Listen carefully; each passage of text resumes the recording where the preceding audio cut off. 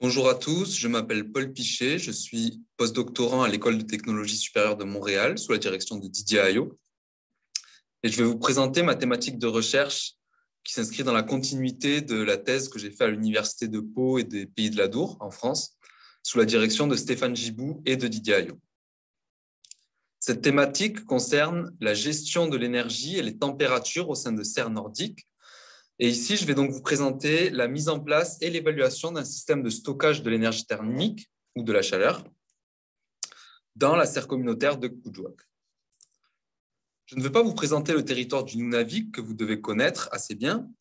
J'aimerais revenir cependant sur le contexte de la sériculture dans ce milieu, à savoir qu'il y a une insécurité alimentaire qui a été documentée par différents auteurs, notamment en sciences sociales ou en géographie sociale, par exemple.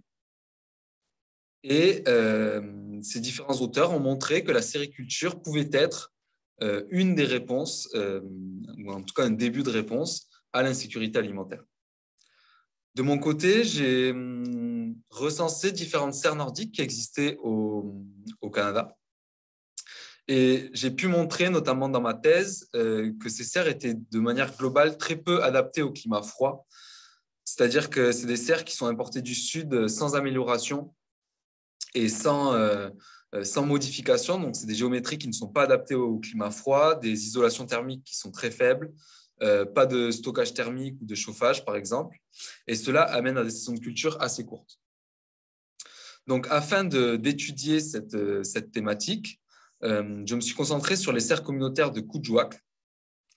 Ce sont donc deux serres communautaires qui ont été construites, la première dans les années 90 et la seconde en 2012, qui sont des serres de taille moyenne d'environ 140 mètres carrés, avec au début de l'étude pas de système de stockage ni de chauffage, et une saison de culture qui s'étendait de fin mai à début octobre, soit environ 4 mois.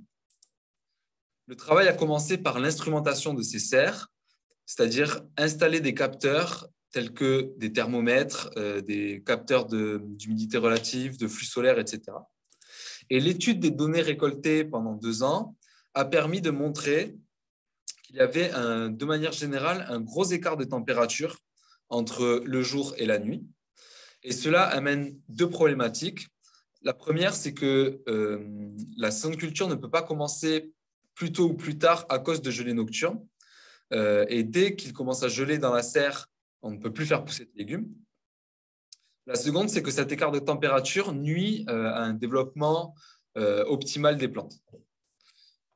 En sachant que ces gelées nocturnes ou ces températures basses la nuit sont compensées, entre guillemets, par une chaleur qui est excédentaire en journée, c'est-à-dire qu'il fait plus chaud que les températures maximales recommandées dans des serres. Donc, l'idée ici, ça a été de stocker cette chaleur excédentaire pour venir la restituer la nuit. Et cela se fait grâce à ce qu'on appelle un système de stockage de l'énergie thermique ou un système de stockage de la chaleur qui, pour Kuujjuaq, se divise en 2 sous-systèmes. Le premier est un système passif constitué d'une dalle de béton au milieu de la serre et de roches qu'on a mis dans des gabions. Et le second, c'est un système actif, donc avec un ventilateur. On a installé 4 lits de roches dans la serre, avec environ 10 tonnes de roches par lit, donc au total 40 tonnes de roches. Et c'est donc des roches qui sont placées sous la terre de culture. Et chaque lit de roche a un ventilateur qui va permettre d'envoyer de l'air dans les roches situées en dessous de la terre de culture. Donc, en journée, quand l'air de la serre dépasse les 20 degrés, on active la phase de charge. Donc, on fournit une certaine quantité d'électricité pendant la charge au ventilateur pour qu'il puisse venir envoyer de l'air chaud dans des roches qui sont plus froides. On sort donc de l'air plus froid et on arrive à stocker une certaine quantité de chaleur, une quantité d'énergie thermique. Durant la nuit, dès que la température de l'air descend en dessous de 12 degrés, on active la phase de décharge. Et donc, à ce moment-là, on envoie de l'air froid dans les roches qui ont été réchauffées durant la journée pour venir extraire une certaine quantité d'énergie thermique et ainsi chauffer l'air de la serre. Donc, afin d'étudier les performances de ces systèmes de stockage, on peut définir plusieurs indicateurs énergétiques. Donc, tout d'abord, la quantité d'énergie échangée, qui est l'intégrale de la puissance thermique mise en jeu, qui, elle, se base sur la différence entre la température de l'air à la sortie du lit de roche et la température de l'air à l'entrée. On peut ensuite définir un coefficient de récupération, qui est la quantité d'énergie thermique, donc la chaleur qu'on arrive à récupérer pendant la nuit par rapport à la chaleur qu'on a fournie pendant la journée. Et enfin, le coefficient de performance, qui est la quantité de chaleur qu'on arrive à extraire pendant une nuit par rapport à la quantité d'énergie électrique que l'on a fournie à la fois pour stocker et déstocker notre lit de roche. Si on analyse ces indicateurs sur 3 semaines caractéristiques de fonctionnement, on peut voir que pendant la première semaine, qui est une semaine en début de saison de culture, ici en juin, on a un fonctionnement qu'on peut qualifier de nominal, c'est-à-dire qu'on stocke pendant la journée une certaine quantité de chaleur. Durant la nuit, on arrive à extraire une certaine quantité d'énergie thermique qui est un peu moins que ce qu'on a stocké, puisqu'il y a des pertes. On a donc un coefficient de récupération qui est inférieur à 100% et un coefficient de performance qui est de 2, c'est-à-dire qu'on arrive à extraire 2 fois plus d'énergie thermique qu'on a utilisé d'énergie électrique. Si on s'intéresse à une semaine au cours de la saison de culture, donc ici la dernière semaine de juillet, on se rend compte qu'on a un fonctionnement inefficace du système de stockage, c'est-à-dire qu'on n'arrive pas à déstocker d'énergie tout simplement parce que la température de la serre n'est jamais descendue en dessous de 12 degrés et donc on n'a jamais enclenché la phase de décharge.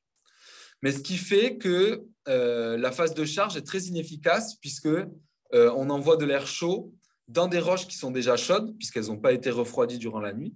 Et donc, ça nous donne une semaine qui est inappropriée, un fonctionnement inapproprié, en tout cas une semaine qui est inefficace. Enfin, en fin de saison, ce qu'on peut voir, c'est qu'on arrive à extraire pendant la nuit beaucoup plus d'énergie thermique que l'on en a mis pendant la journée. Et cela indique un fonctionnement un peu plus saisonnier du système de stockage, c'est-à-dire que cette énergie que l'on arrive à déstocker, c'est en fait une énergie qu'on a stockée à la fois durant cette semaine-là, mais à la fois durant des semaines précédentes. Maintenant, si on s'intéresse plutôt aux températures dans la serre, je présente ici les températures minimales à l'extérieur en bleu et à l'intérieur en rouge. Donc, c'est des températures minimales pour chaque jour. Et ici, c'est avant l'installation du système de stockage de la chaleur qui a été installé en 2018. Et on peut voir que les températures minimales et maximales sont assez fortement couplées. Donc, elles se suivent de très près, ce qui amène notamment au fait qu'en fin de saison de culture, quand on a une gelée nocturne, ici par exemple à -4, on a alors une gelée à l'intérieur de la serre, ce qui amène mécaniquement fin à la saison de culture.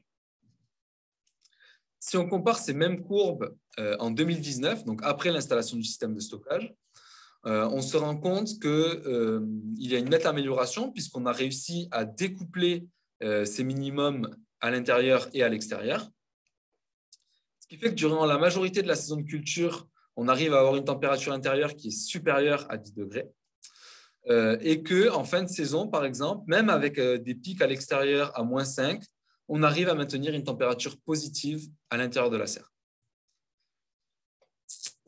Donc, pour conclure, j'ai dimensionné et installé, puisque je suis allé sur place pour installer ce système de stockage qui fonctionne maintenant depuis 2 ans, ce qui nous a permis de récolter pas mal de données en termes de température, par exemple, de température des roches, etc. Et on a vu que ce système de stockage avait rempli son rôle puisqu'on a une amélioration des températures à l'intérieur de la serre et que les utilisateurs de la serre nous ont fait part d'une nette amélioration dans la productivité des légumes récoltés. Durant mon postdoctorat à l'École de technologie supérieure, je vais répliquer ce système de stockage de la chaleur dans une serre qui va être construite en juin dans un petit village qui s'appelle Radisson, qui est juste en dessous du Nunavik. Et qu'on va essayer d'améliorer ce système de stockage grâce à du solaire thermique, grâce à des panneaux solaires aérothermes, qui permettraient de stocker beaucoup plus de chaleur, notamment en début de saison de culture, par exemple vers mars-avril. Enfin, un dernier point dont je n'ai pas eu le temps de parler durant cette présentation, c'est le développement d'un modèle numérique qui permettra de simuler le comportement thermique de la serre avec ou sans système de stockage. Cette présentation est terminée et je vous remercie de votre attention. Je suis disponible pour des questions. Merci.